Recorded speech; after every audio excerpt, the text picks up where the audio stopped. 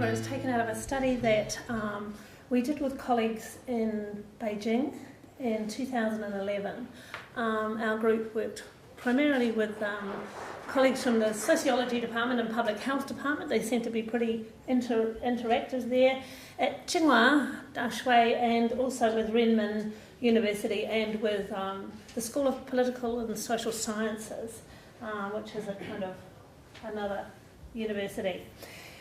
What we wanted to do was actually look at elderly gay Chinese men historically and how their lives developed in a context of enormous change in China over that period, from 1949, the date of liberation, until 2010 or 2011.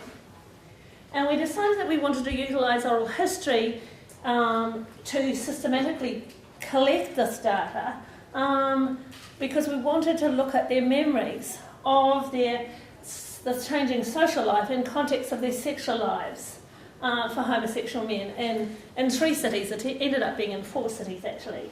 And we wanted to understand HIV in that context of 30 men, which became 31 men, aged 58 to 83.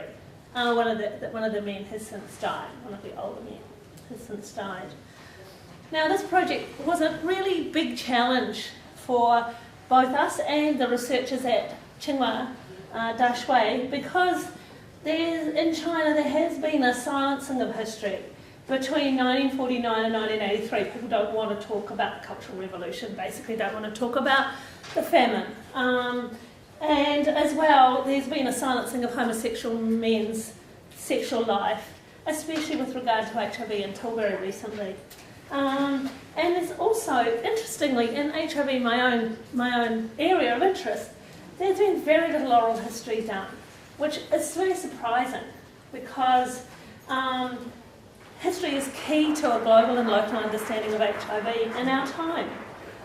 So in particular, this paper is going to look at the experiences of 4 HIV positive Chinese men in the study. There was 4 out of the 31 who were diagnosed with HIV at over 60 years of age. So what does oral history do? Well,